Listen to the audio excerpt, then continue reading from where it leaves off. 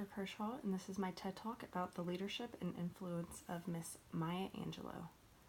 Maya Angelou is one of the most influential people that I have studied. She is strong, courageous, creative, and she has an immense depth.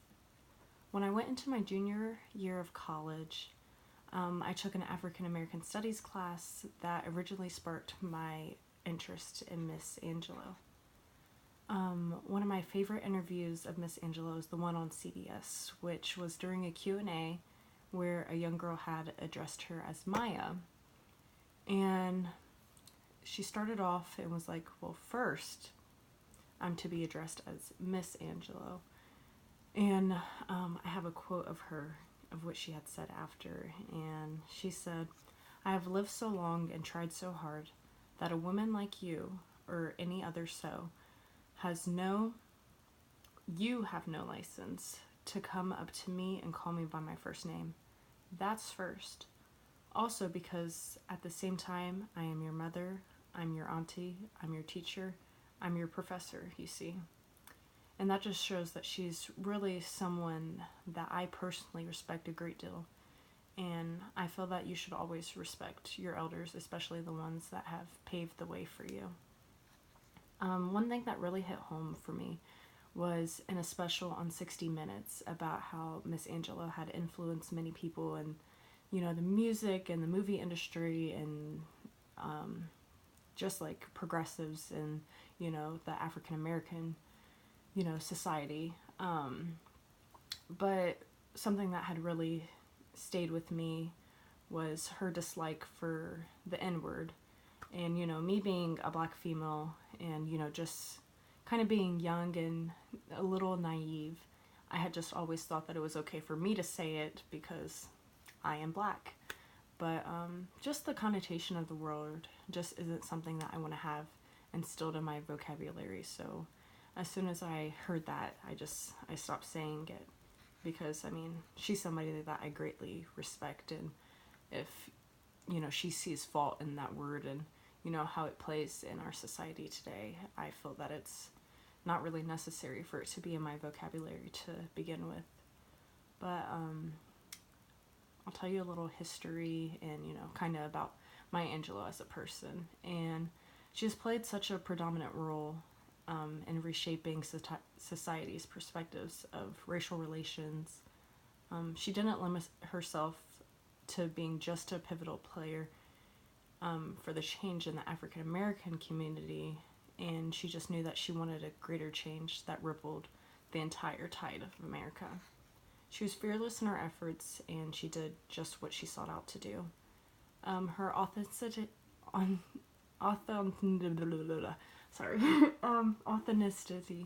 and wisdom made her an enduring leader.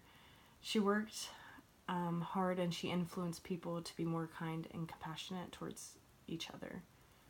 Not only was she an exceptional poet, she was an author, a historian, a dancer, a screenwriter, and a civil rights and black activist.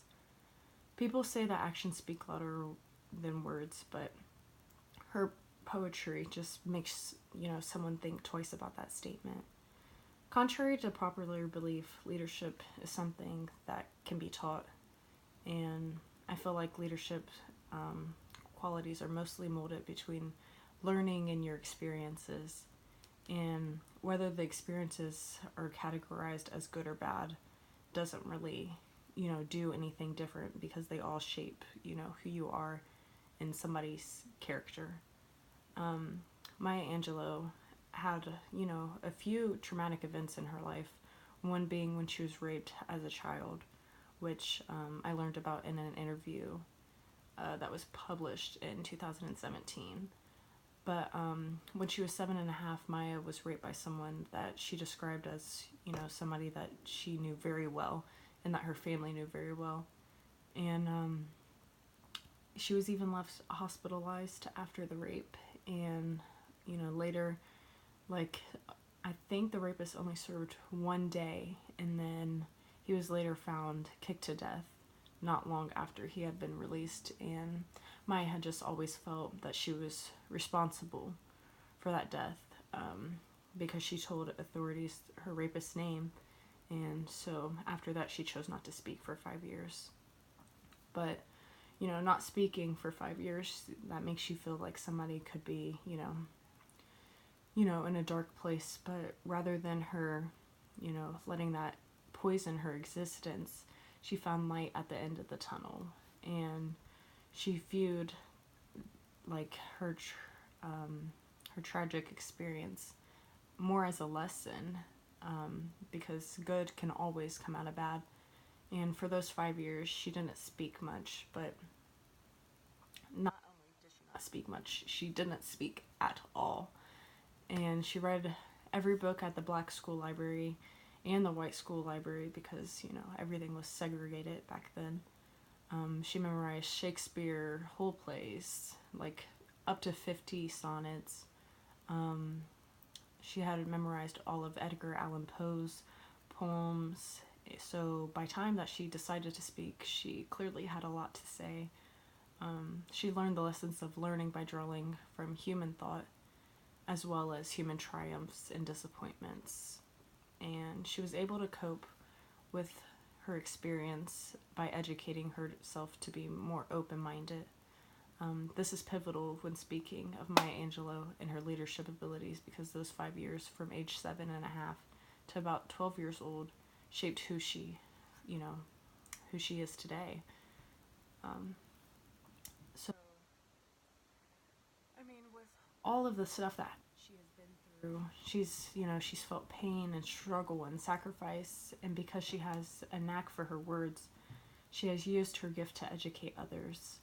She is remembered by being prideful for who she was, and decided to use her talents to help relay the message of the struggle of African Americans living in a racist-filled society.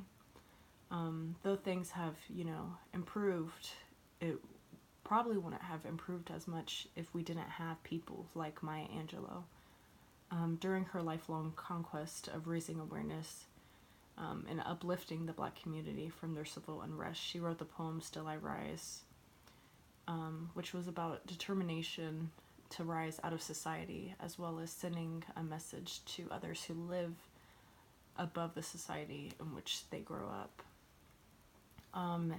In relation to that poem, she calls slavery history's shame and says that she won't be held down from the past that was rooted in so much pain. The poem ends with her laying out and leaving behind the effects of slavery to the best of her ability, but at the same time she acknowledges that slavery and oppression is real and that it does exist. She eloquently found a way to accurately portray the many struggles of African Americans that, we face in today's society. Some other really big aspects of her is that she worked closely with Dr. Martin Luther King, especially in the 1960s. And when Dr. King was assassinated, though, that caused a world of pain to everybody, especially the black community, she once again saw the light. And I have another quote by her that she had wrote that you are the sum total of everything that you have ever seen, heard, ate, smelled, been told, forgot. It's all three. Everything influences each of us, and because of that, I try to make sure that my experiences are positive. Even though there was so much devastation caused by Dr. King and his death, it inspired her to dive deeper into her writing to promote civil rights even further. Some of the greatest leadership qualities that Maya Angelou embodied were courage and exclusiveness, and just her ability to persuade people to take action for the betterment of themselves and in others. She ignited a fire in people to stand up and fight for what they believe in, just as she did her entire life. She had a unique ability to be mentally tough and withstand, some extreme wraths of hate and evil, but could wait out those things long enough to, see the clouds separate and make way for sunlight. She acted as a figure of hope, and she reminds each and one of us that, a lesson that she was really big on were that people forget what you said and they forget what you did, but they will never forget how you make them feel internally. There's a lot of comfort in her words and in her heart with her entire voice, and she's just a special figure that took leadership extremely serious. She believed in leadership, and she was pure, and she stood by her principles no matter what, which are all very significant to me, especially being a young black woman. She's somebody that I can extremely look up to and appreciate everything that she's done and how she's paved the way for, you know, people like me to have the life that I do have. And that's pretty much all that I have. But on a side note, that has nothing to do with this. Your TED Talk, I thought it was beautiful.